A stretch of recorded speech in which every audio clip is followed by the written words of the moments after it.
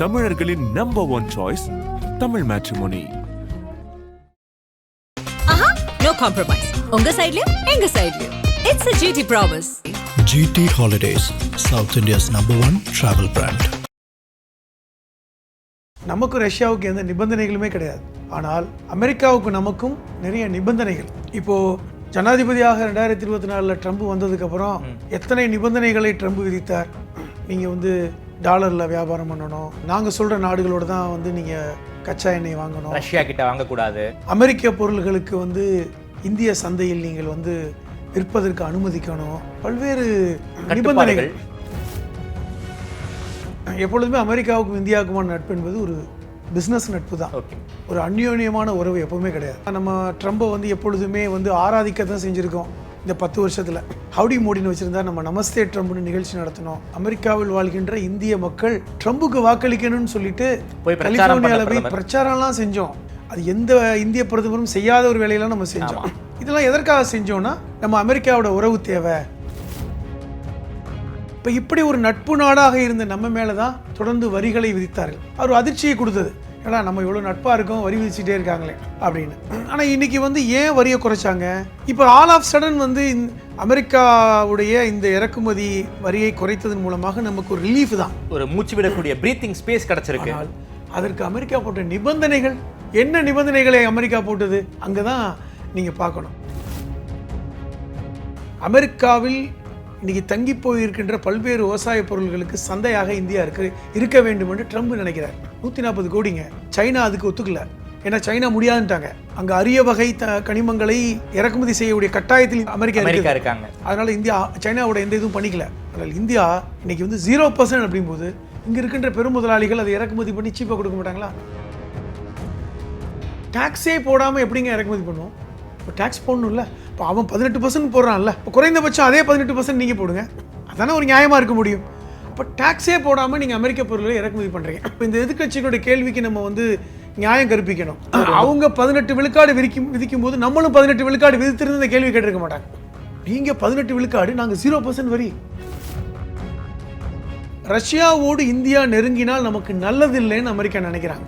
ரஷ்யாவை விட குறைவாக அவங்க கொடுக்க போகிறதில்ல.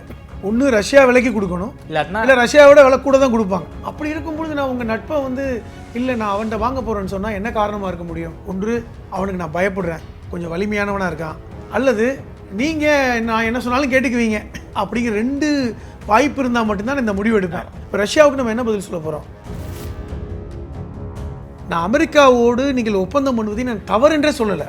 டிப்ளமேசியாக நம்ம ரஷ்யாவை பகிச்சிக்க வேண்டாம், அமெரிக்காவோட ஒப்பந்தம் போடுங்க. நமக்கு நம்முடைய ஏற்றுமதி செய்யக்கூடிய இந்த துணி வகைகள், மருந்து வகைகள் நமக்கு லாபம் கொடுக்கட்டும். ஆனால் நீங்கள் அங்கே இருக்கின்ற இறக்குமதி செய்யக்கூடிய பொருள்களுக்கு எப்படி நீங்கள் 0 வரி கொண்டு வரீங்க? அதை நீங்கள் அதே அளவுக்கு நீ எவ்வளோ வரி விதிக்கிறியோ அதே வரியை நான் விதிப்பேன் அப்படி என்றால் நான் உங்களை பாராட்டுறேன். மற்றபடி நம்ம அமெரிக்காவை பகைச்சிக்கணும்னு அவசியம் இல்லை. ரஷ்யாவோட நம்ம பகைமை பாராட்டுவது என்பதும் நமக்கு பெரிய பின்னடைவை கொடுக்கும். ஆதனையர்களுக்கு அன்பு வணக்கம். இன்று நம்மோடு எழுத்தாளர் திருமிகு புதுமணம் ஹலீம் அவர்கள் இருந்துள்ளார். வணக்கம் ஹலீம் சார், நலமா இருக்கீங்களா? நலமா இருக்கேன். இந்தியாவுக்கும் அமெரிக்காவுக்குமான உறவு என்பது சமீப காலமாக கொஞ்சம் ஒரு மோசமான நிலைமையில் இருந்துச்சு. இந்தியாவின் மீது ஒரு அதிகப்படியான வரி விதிப்பை ட்ரம்ப் போட்டிருந்தாரு. ஒரே நாளில் தலைகீழ் மாற்றமெல்லாம் நடந்திருக்கு. அதாவது அமெரிக்காவிலிருந்து இந்தியாவுக்கு இறக்குமதியாகும் பொருட்களுக்கு 0% வரி, இந்தியாவிலிருந்து அமெரிக்காவுக்கு ஏற்றுமதியாகும் பொருட்களுக்கு கிட்டத்தட்ட ஒரு 18% டாரிஃபை ட்ரம்ப் குறைச்சிருக்காரு. ஒரே நாளில் இந்த மாற்றம் நடந்திருக்கு. இதற்கு என்ன காரணம்? பின்னாடி என்ன நடந்திருக்கு? ஜெய்சங்கர் வேற அமெரிக்காவுக்கு போயிருப்பதாக தகவல். என்ன நடந்திருக்கு? ஒரே நாள் இந்த மாற்றம் நடந்ததற்கு யார் காரணம்? பொதுவாக இந்தியாவுக்கும் அமெரிக்காவுக்குமான உறவு என்பது ஒரு அந்யோன்யமான உறவு எப்பவுமே கிடையாது. ஒரு ஆத்மார்த்தமான உறவு. இந்தியாவும் அமெரிக்காவும் மிக நெருங்கிய நட்பு. பிரதமரும் ட்ரம்பும் தோளில் கை போட்டு பேசுகிறது மாதிரியான நட்பு அப்படிலாம் கிடையாது. எப்பொழுதுமே அமெரிக்காவுக்கும் இந்தியாவுக்குமான நட்பு என்பது ஒரு பிஸ்னஸ் நட்பு தான். ஒரு டிப்ளமேட்டிக் நட்பு தான். இப்போ நம்ம ரஷ்யாவுக்கு நமக்குமான நட்பு என்பது ஒரு அந்யோன்யமான நட்புங்கிறது நம்ம எல்லாருக்குமே தெரியும். நேரு காலத்துலேருந்து நம்ம நட்போடு இருக்கோம் ரஷ்யா கூட. அது ரஷ்யா உடையாமல் யுனைடெட் சோவியத் ரஷ்யாவாக இருந்த காலகட்டத்திலேருந்து நமக்கும் இந்தியாவுக்குமான உறவு இருக்கிறது. அப்போ அந்த நட்பில் எப்பவுமே ஒரு கண்டிஷன் கிடையாது, நிபந்தனைகள் கிடையாது. எப்பொழுதுமே நிபந்தனைகளோடு இருந்தால் அது வந்து நட்பு கிடையாது, அது ஆதாயம். அது பிஸ்னஸ். ஆமாம். நமக்கு ரஷ்யாவுக்கு எந்த நிபந்தனைகளுமே கிடையாது. ஆனால் அமெரிக்காவுக்கு நமக்கும் நிறைய நிபந்தனைகள். சரி, இப்போது ஜனாதிபதியாக 2024 ட்ரம்ப் வந்ததுக்கப்புறம் எத்தனை நிபந்தனைகளை ட்ரம்ப் விதித்தார். நீங்கள் வந்து டாலரில் வியாபாரம் பண்ணணும், நாங்கள் சொல்கிற நாடுகளோடு தான் வந்து நீங்கள் கச்சா எண்ணெய் வாங்கணும், ரஷ்யா கிட்ட வாங்கக்கூடாது. இரண்டாவது அமெரிக்க பொருள்களுக்கு வந்து இந்திய சந்தையில் நீங்கள் வந்து விற்பதற்கு அனுமதிக்கணும். பல்வேறு நிபந்தனைகள். இன்னும் சொல்லப்போனால் இந்தியா வந்து நாங்கள் நட்பாக இருந்தாலும் எங்களுக்கு வந்து பிஸ்னஸில் வந்து சரியான அனுசரணை செய்யலை, சரியான இணக்கமாக இல்லை, நாங்கள் இன்னும் வரி விதிக்க வேண்டியிருக்கும்லாம் மிரட்டினார். அப்போ இப்படி ஒரு நிலைமை ஏற்கனவே நமக்கும் இப்போ வந்து பார்த்திங்கன்னா நம்ம ட்ரம்பை வந்து எப்பொழுதுமே வந்து ஆராதிக்க தான் செஞ்சுருக்கோம். இந்த 10 வருஷத்தில் ஹவுடி மோடின்னு வச்சுருந்தா நம்ம நமஸ்தே ட்ரம்ப்னு நிகழ்ச்சி நடத்தினோம். இன்னும் சொல்ல போனால் கடந்த முறை அமெரிக்க தேர்தலில் இந்திய மக்கள், அமெரிக்காவில் வாழ்கின்ற இந்திய மக்கள் ட்ரம்புக்கு வாக்களிக்கணும்னு சொல்லிட்டு கலிஃபோர்னியாவில் போய் பிரச்சாரம்லாம் செஞ்சோம். அது எந்த இந்திய பிரதமரும் செய்யாத ஒரு வேலையெல்லாம் நம்ம செஞ்சோம். இதெல்லாம் எதற்காக செஞ்சோன்னா, நம்ம அமெரிக்காவோட உறவு தேவை, அந்த நட்பு தேவை, நம்ம அமெரிக்காவை பகைச்சிக்கக்கூடாது. நீங்கள் இதை வந்து நீங்கள் எப்படி வேணாலும் எடுத்துக்கலாம், நம்ம பணிஞ்சிட்டோம் அல்லது வந்து அவன் பெரிய ஆள் எப்படிலாம் எடுத்துக்கலாம். ஆனால் மொத்தத்தில் நம்ம அவங்களோட நம்ம எந்த பிரச்சனையும் வச்சுக்க வேண்டாம், அந்த உறவு வேணும்னு நினச்சோம். இது ஒரு பக்கம். இப்போ இப்படி ஒரு நட்பு நாடாக இருந்த நம்ம மேலே தான் தொடர்ந்து வரிகளை விதித்தார்கள். ஓகே, அவர் அதிர்ச்சியை கொடுத்தது. ஏன்னா நம்ம இவ்வளோ நட்பாக இருக்கோம், வரி விதிச்சுட்டே இருக்காங்களே, நம்மளை வந்து இவ்வளோ குற்றம் சுமத்துறாங்களே அப்படின்னு. ஆனால் இன்றைக்கி வந்து ஏன் வரியை குறைச்சாங்க? இப்போ வந்து கிட்டத்தட்ட 50 விழுக்காடு வரி உயர்த்தப்பட்டிருந்தது. அது 75 விழுக்காடாக நாங்கள் கொண்டு போயிட்டோம்னு சொன்னாங்க. ஆல் ஆஃப் சடன் அது வந்து அதை 18 விழுக்காடாக குறைத்தது என்பது ஒரு வகையில் ரிலீஃப் தான், அதில் மாற்று கருத்து இல்லை. என்ன ரிலீஃபு? நம்ம அதிகமான பொருள்களை அமெரிக்காவுக்கு என்ன ஏற்றுமதி பண்ணுறோம் அப்படி எடுத்துக்கொண்டால் டெக்ஸ்டைலு, மருந்து பொருள்கள், வைரங்கள், பெட்ரோலிய ப்ராடக்ட், அதை தயாரிக்கின்ற விஷயங்களுக்கான ப்ராடக்ட்டு, இப்படி பல்வேறு முக்கியமான பொருள்கள். இன்னும் சொல்லப்போனால் புற்றுநோய்க்கான மருந்து இங்கிருந்து அதிகமாக போகுது. அப்போ நமக்கு இந்த வரி விதிப்பு அதிகமான போது குறிப்பாக இந்தியா பாதிக்கப்பட்டது, அதிலும் குறிப்பாக தமிழ்நாடு பாதிக்கப்பட்டதை பார்த்தோம். ஏன்னா திருப்பூரில் வந்து அந்த வரி விதிப்பு அதிகமான உடனே 20,000 கோடி துணிகள் தங்கி போனதை பார்த்தோம். இப்போ இந்திய பொருளாதாரத்தை விட தமிழ்நாடு பொருளாதாரமே ரொம்ப பிரச்சனையாச்சு. இப்போ அது ஒரு ரிலீஃப் தான், வரி குறைத்ததுனால நமக்கு ஒரு ரிலீஃப் தான். அதே நேரத்தில் இந்த மருந்து பொருள்கள் அதிகமாக இந்தியாவிலிருந்து அமெரிக்காவுக்கு ஏற்றுமதியாக தான் நிலைமை தான். ஆனால் அது குறிப்பாக அந்த 4 முக்கியமான கம்பெனிகள் அதிகமாக ஏற்றுமதி பண்ணாங்க. இந்த சன் ஃபார்மா மாதிரி கம்பெனி, இந்த சன் ஃபார்மா மட்டுமே 48 விழுக்காடு மருந்து பொருட்களை ஏற்றுமதி செஞ்சதாக சொல்கிறாங்க. புற்றுநோய்க்கான மருந்துகளை ஏற்றுமதி செஞ்சதாக சொல்கிறாங்க. அப்போ இவர்கள் இந்த ரெட்டிஸ் கம்பெனி மாதிரி, சன் ஃபார்மா மாதிரி இவர்கள் இந்த அதிகமாக பாதிக்கப்பட்டாங்க. இவர்களெல்லாம் வந்து பார்த்திங்கன்னா ஒன்றிய அரசிடம் வந்து முறையிட்டாங்க. ஏன்னா அவர்கள்லாம் ஏற்கனவே பாஜகவுக்கு பல்லாயிரம் கோடிகளை எலக்டோரல் பாண்ட் மூலமாக கொடுத்தவங்க. சரி, ஒரு பக்கம் நம்ம அதை விடுங்க, நம்ம இந்தியாவிற்கு பாதிப்பு, பொருளாதாரத்துக்கும் பாதிப்பு தான். அதே மாதிரி குஜராத் முதலாளிகளும் பாதிக்கப்பட்டாங்க. வைரங்கள், வைடூரியங்கள்லாம் ஏற்றுமதி செய்யப்படலை. இப்போ ஆல் ஆஃப் சடன் வந்து அமெரிக்காவுடைய இந்த இறக்குமதி வரியை குறைத்ததன் மூலமாக நமக்கு ஒரு ரிலீஃப் தான், ஒரு மூச்சு விடக்கூடிய பிரீத்திங் ஸ்பேஸ் கிடச்சிருக்கு. ஆனால் அதற்கு அமெரிக்கா போட்ட நிபந்தனைகள், இப்போ நான் ஏற்கனவே சொன்னேன், நட்புனா நிபந்தனைகள் போடாமல் இருந்தால் தான் நட்பு. நிபந்தனைகள் போட்டால் அதுக்கு பேர் வியாபாரம். ஆமாம். என்ன நிபந்தனைகளை அமெரிக்கா போட்டது அங்கே தான் நீங்கள் பார்க்கணும். அமெரிக்காவிலிருந்து இறக்குமதி ஆகின்ற எந்த பொருளுக்கும் டாக்ஸ் கிடையாது. அதுதான் முக்கியமானது. நம்ம வந்து பல்வேறு விஷயங்களுக்கு டாக்ஸ் போட்டோம். குறிப்பாக இந்தியாவுடைய இந்த விவசாயத்தை பாதுகாப்பது என்பது தான் நமக்கு தலையாள கடமை. விவசாய பொருள்களுக்கு நம்ம வந்து எல்லா நாடுகளுக்கும் வரி போட்டிருக்கோம். ஏன்னா நம்ம இந்தியாவில் இருக்கின்ற விவசாயம் பாதிக்கப்பட்டு விடக்கூடாது.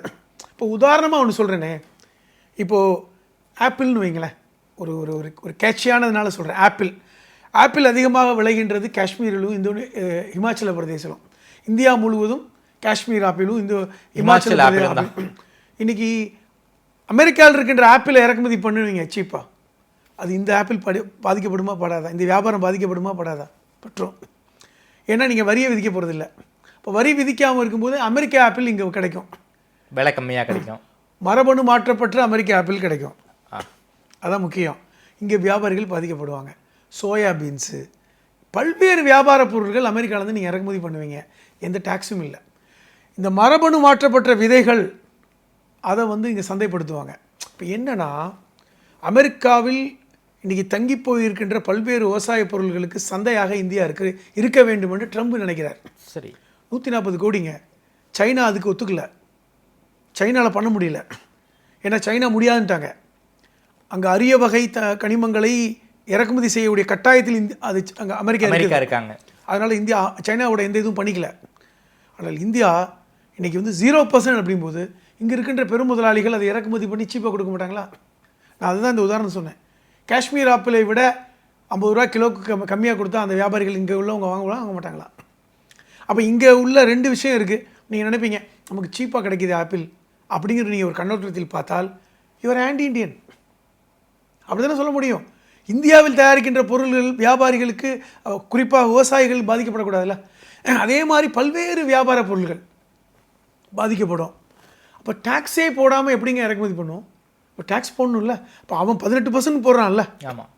இப்போ குறைந்தபட்சம் அதே 18% நீங்கள் போடுங்க, அதானே ஒரு நியாயமாக இருக்க முடியும். அப்போ டேக்ஸே போடாமல் நீங்கள் அமெரிக்க பொருள்களை இறக்குமதி பண்ணுறீங்க. ஒன்று.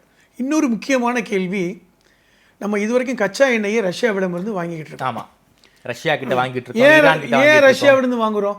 முக்கியமாக நீங்கள் 3 நாட்டில் வாங்குகிறோம். ஒன்று ரஷ்யாவிடமிருந்து வாங்குகிறோம், 2வது சவுதி அரேபியாவிலேருந்து வாங்குகிறோம், 3வது ஈரானிலிருந்து வாங்குகிறோம்.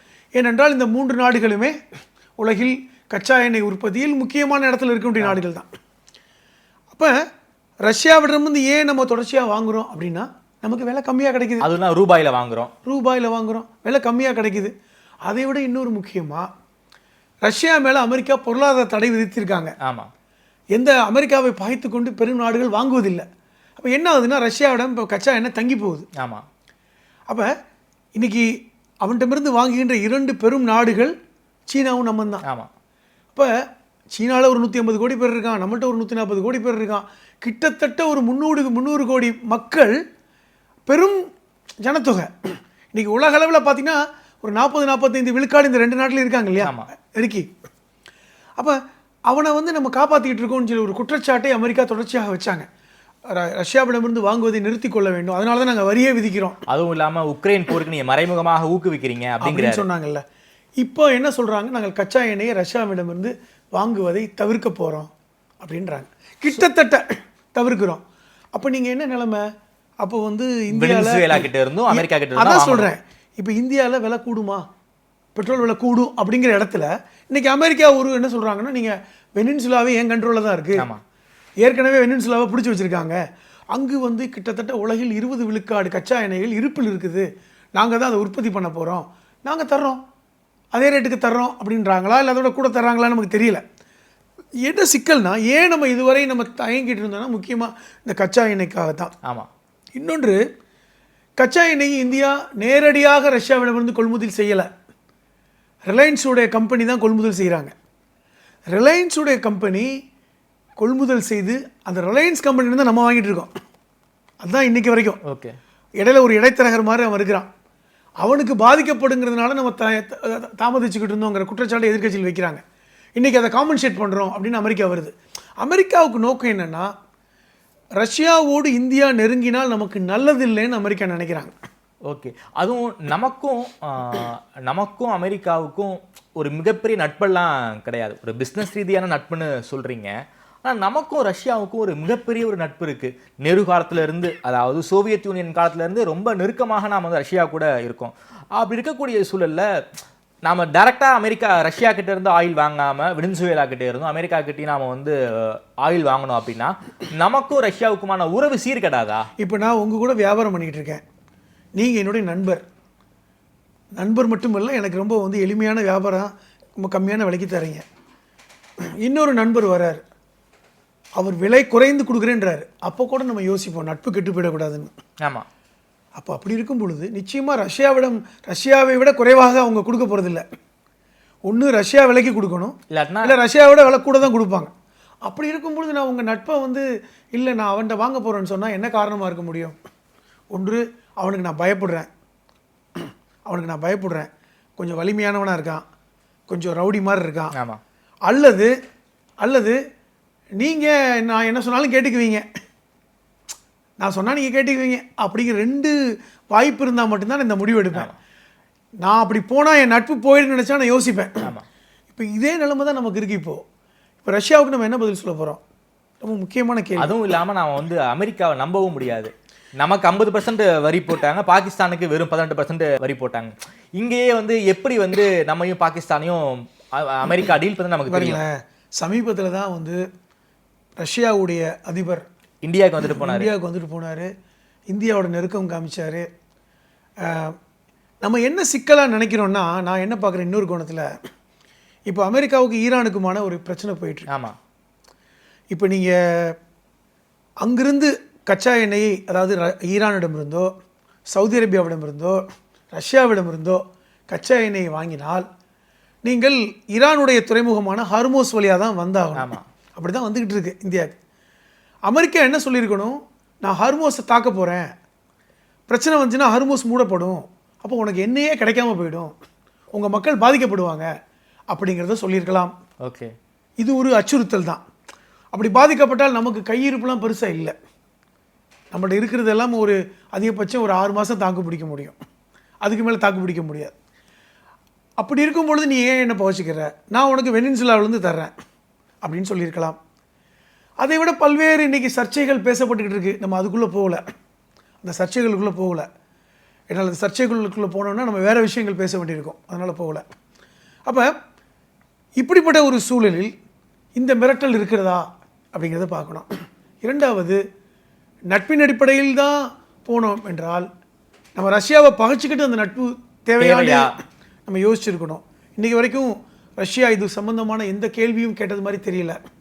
இங்கிருந்து வெளியுறவுத்துறையும் அதுக்கு பதில் சொன்ன மாதிரி தெரியல.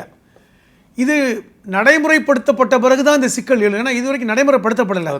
இந்த அறிவிப்பை செய்தது கூட ட்ரம்ப் தான். ஆமாம், நாம செய்யல. ஆமாம். இரவோட இரவாக மிட் நைட்டில் இந்த அறிவிப்பை கொடுக்குறார். ஆனால் இங்கே நம்ம பாராட்டு விழா நடக்குது. நான் சிறந்த ஒரு ஒப்பந்தம் ஏற்பட்டதாக இங்கே பேசுகிறாங்க. இல்லை, அதுவும் இல்லாமல் சமீபத்தில் தான் நான் வந்து ஐரோப்பிய யூனியன் கூட நாம் வந்து ட்ரேட் டீல்லாம் வந்து சைன் பண்ணி. சரியான கேள்வியை கேட்டிருக்கீங்க.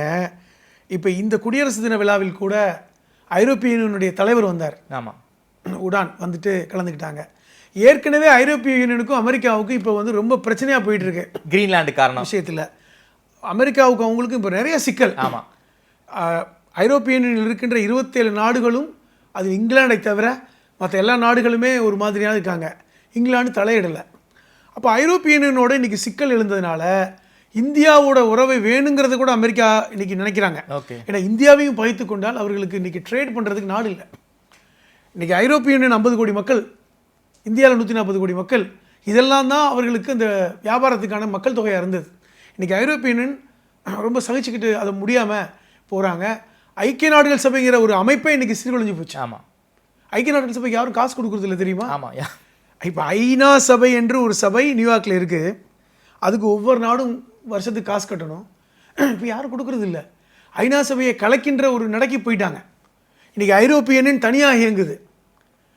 அமெரிக்கா தனியாக நாங்கள் ஒரு சபை வைக்க போகிறோன்றாங்க. இது ஒரு பக்கம்.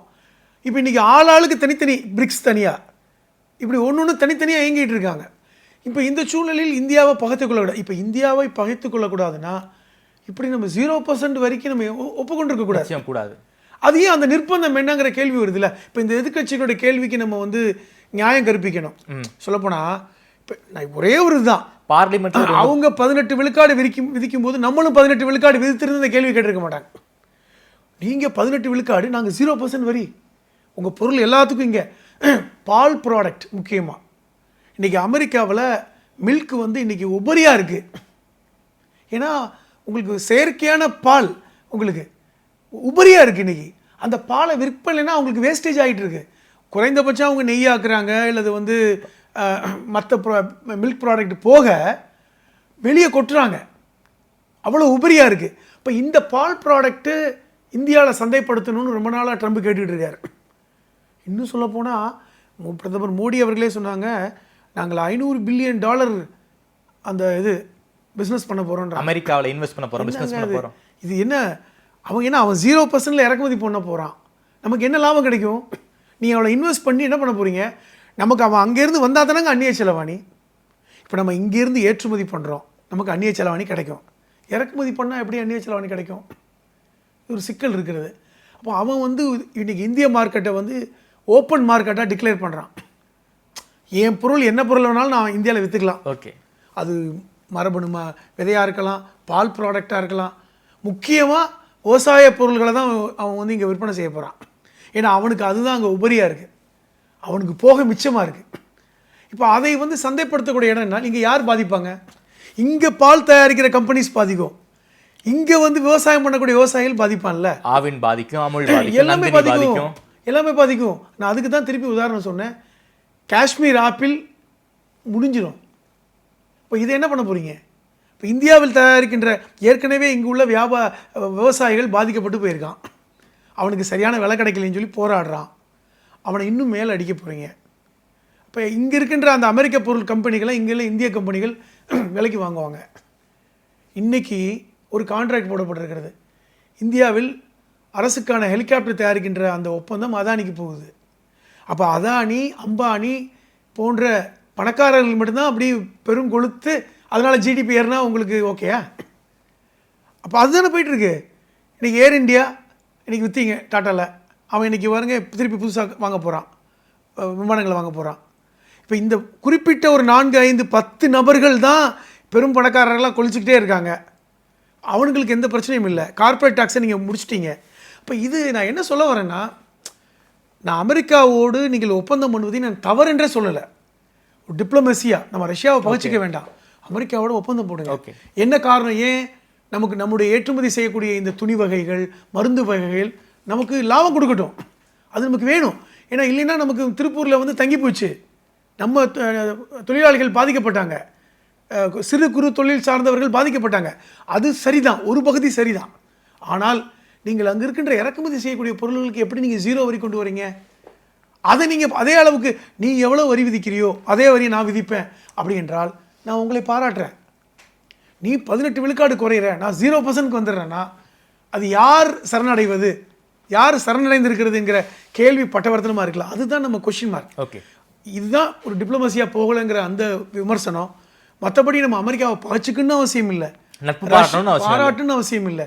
ரஷ்யாவோட நம்ம பகைமை பாராட்டுவது என்பதும் நமக்கு பெரிய பின்னடைவை கொடுக்கும். ஸோ இந்த டிப்ளமசி வேணும் அப்படிங்கிறது தான் நான் சொல்வது. ரொம்ப நன்றி ஹலீம் சார். குறிப்பாக இந்த அமெரிக்காவுக்கும் இந்தியாவுக்குமான இந்த ட்ரேட் டீலை பற்றி ரொம்ப விரிவாக பேசியிருக்கீங்க. இதனால் ரஷ்யாவுடைய உறவு நமக்கு பாதிக்கப்படும், ரஷ்யாவையும் மீறி நாம் வந்து அமெரிக்கா கிட்ட வாங்க போகிறோம். அது அமெரிக்காவுடைய அழுத்தம், ட்ரம்பினுடைய அழுத்தம் காரணமாக நான் வந்து வெனிசுவேலா கிட்ட இருந்து எண்ணெய் வாங்கினா அது இந்திய ரஷ்ய உறவில் வந்து ஒரு சீர்கேடாக அமையும். கிட்டத்தட்ட ஒரு மிரட்டி இருக்காங்க அமெரிக்கா இந்தியாவை. குறிப்பாக நாம் எக்ஸ்போர்ட் பண்ணுற பொருட்களுக்கு வந்து 18% வரி, அமெரிக்காவிலிருந்து இங்கே வரக்கூடிய பொருட்களுக்கு 0% வரிங்கிறது வந்து ஒரு மிகப்பெரிய முரண்பாடு. இது வந்து இந்தியாவுடைய பொருளாதாரத்துக்கே நல்லதில்லைங்கிற ஒரு பார்வையை ரொம்ப விரிவாக வச்சுருக்கீங்க. நேரம் கொடுத்து பேசியமைக்கு நன்றி ஹலீம் சார்.